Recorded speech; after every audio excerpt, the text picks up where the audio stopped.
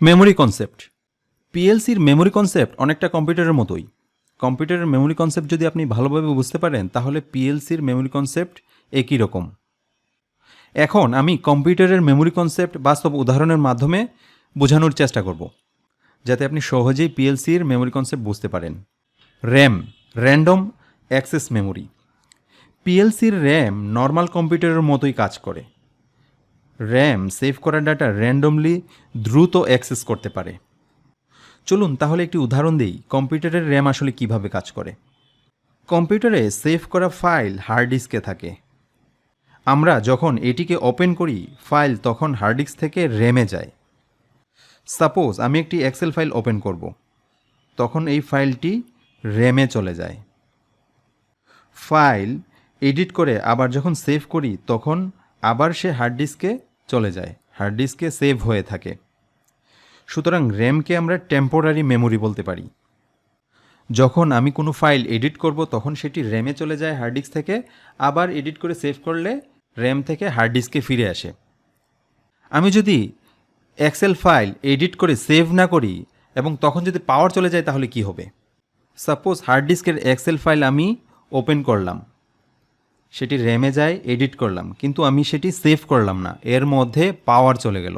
তাহলে এই edited file আর ফিরে পাওয়া যায় না।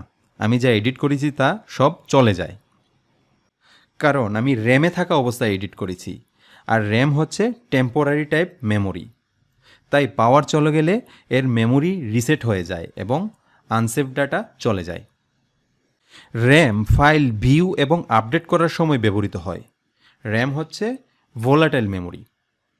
যে কোনো ফাইলকে আমরা যখন কম্পিউটারে ভিউ করতে চাই, ওপেন করি, তখনই শুধু ওই ফাইলটা র্যামে ওপেন হয়, র্যামে চলে যায়। এখন আসা যাক রমে। রম হচ্ছে রিড অনলি মেমোরি। যখন ফাইল রমে সেভ করা হয় তখন এর ডাটা শুধু রিড করা যায়, মডিফাই করা যায় না। রম হচ্ছে নন ভোলাটাইল মেমোরি। এর ডাটা সলিড, সব সময় থেকে যায়, পাওয়ার চলে গেলেও। হার্ড ডিস্ক হচ্ছে রম মেমোরি। এতে ডাটা সবসময় থেকে যায়, পাওয়ার চলে গেলেও এর ডাটা লস হয় না। EPROM, erasable programmable read only memory. EPROM non volatile memory. এটি রমের মতোই কাজ করে।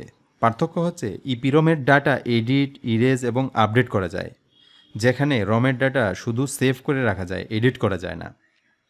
ইপিরমের ডাটা ইরেজ হয় ইউভি রশ্মি দিয়ে, যা একটু সময় নেয় এবং একটু কঠিনও বটে।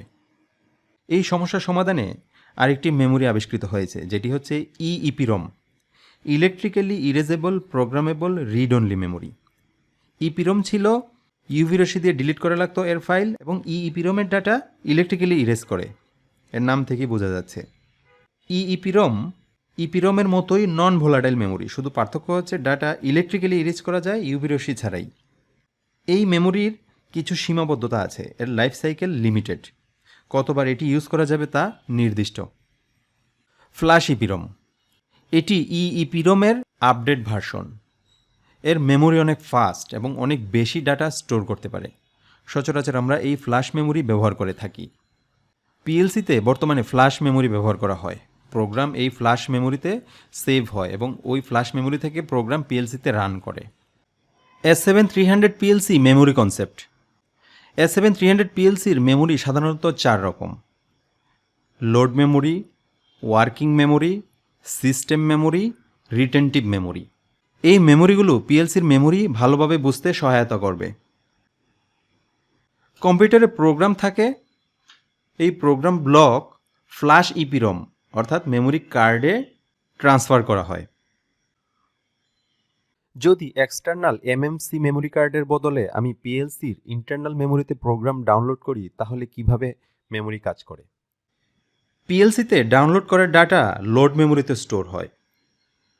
আমরা যখন ল্যাপটপে প্রোগ্রাম লিখে সিপিইউতে ডাউনলোড করি তখন এর ডাটা লোড মেমোরিতে যায়। এই লোড মেমোরি ইন্টারনাল অথবা এক্সটার্নাল হতে পারে। এক্সটার্নাল হচ্ছে ফ্ল্যাশ ইপিরম। ইন্টারনাল মেমোরি, পুরাতন S7 পিএলসিতে ইন্টারনাল মেমোরি ছিল এবং এটি ছিল র্যাম টাইপ মেমোরি, অর্থাৎ পাওয়ার লস হলে লোড মেমোরির ডাটা হারিয়ে যেত। এটি একটি প্রবলেম ছিল, সেজন্য লিথিয়াম ব্যাকআপ ব্যাটারি ব্যবহার করা হতো যাতে পাওয়ার চলে গেলে ডাটা লস না হয়। এক্সটার্নাল মেমোরি, পরবর্তীতে পিএলসির সিপিইউগুলোতে এক্সটার্নাল মেমোরি স্লট দেওয়া হয়, আর এর জন্য আলাদা মেমোরি কার্ড কিনতে হয়। এটিকে এমএমসি কার্ড বলে, যা সিপিইউর উপর স্লটে ইনসার্ট করতে হয়। সিপিইউয়ে একটি মেমোরি কার্ড স্লট থাকে, এই স্লটে এমএমসি কার্ড ইনসার্ট করা লাগে। এমএমসি হচ্ছে মাইক্রো মেমোরি কার্ড, যা হচ্ছে ফ্ল্যাশ ইপিরম। পাওয়ার লস হলেও এর ডাটা হারিয়ে যায় না, এর জন্য আলাদা ব্যাকআপ ব্যাটারির দরকার পড়ে না। এই এমএমসি সিপিইউ থেকে খুলে ফেললে এটি আর রান হয় না, পিএলসি রান হয় না, কারণ ইন্টারনাল মেমোরির বদলে এক্সটার্নাল ফ্ল্যাশ ইপিরম মেমোরি ব্যবহার করা হয়। এমএমসি না থাকায় প্রোগ্রাম কম্পাইল হয় না। 2. Work memory. পিএলসিতে অলরেডি ডাউনলোড করা ডাটা এখানে স্টোর হয়, অর্থাৎ পিএলসিতে ডাউনলোড দেওয়া ডাটা প্রথমে লোড মেমোরিতে যায়, তারপর তা ওয়ার্কিং মেমোরিতে ট্রান্সফার হয়।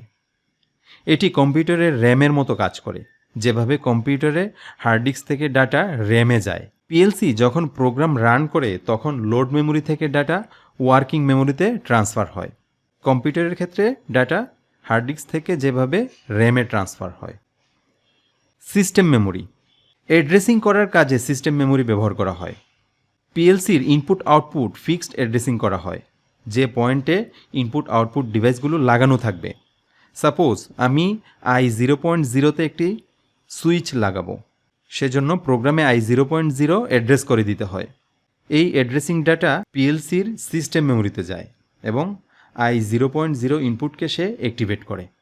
যে যে অ্যাড্রেসগুলো আমি প্রোগ্রামে বলে দিব, ওই অ্যাড্রেসগুলো সিস্টেম মেমোরিতে যায় এবং ওই কারেসপন্ডিং ইনপুটগুলোকে সে অ্যাক্টিভেট করে রাখে। প্রোগ্রামিং করার সময় প্রতিটি ইনপুট আউটপুটের ইউনিক অ্যাড্রেস বলে দেওয়া হয়। প্রত্যেকটা ইনপুট আউটপুটের অ্যাড্রেস হবে ইউনিক। Retentive memory. রিটেনটিভ মেমোরিতে ডাটা পার্মানেন্টলি স্টোর করা হয়, এই ইউনিট থেকে ডাটা হারিয়ে যায় না। পুরাতন S7 পিএলসির ক্ষেত্রে ইলেকট্রিক পাওয়ার এবং ব্যাটারি ব্যাকআপ না থাকলেও এই রিটেনটিভ মেমোরি এরিয়াতে স্টোর করা ডাটা থেকে যায়। পাওয়ার অন অবস্থায় যদি ব্যাটারি ব্যাকআপ না থাকে তাহলে ডাটা ওয়ার্ক মেমোরিতে স্টোর হয়, অর্থাৎ ওয়ার্ক মেমোরিতে পাওয়া যায়। S7-400 পিএলসির জন্য মেমোরি কনসেপ্ট। কম্পিউটারে প্রোগ্রাম থাকে, এই প্রোগ্রাম ব্লক ফ্ল্যাশ ইপিরম অর্থাৎ মেমোরি কার্ডে ট্রান্সফার করা হয়। যদি পিএলসিতে ফ্ল্যাশ ইপিরম না থাকে, অর্থাৎ এক্সটার্নাল মেমোরি কার্ড না থাকে, তাহলে ইন্টারনাল মেমোরিতে আমাকে প্রোগ্রাম ডাউনলোড করতে হবে।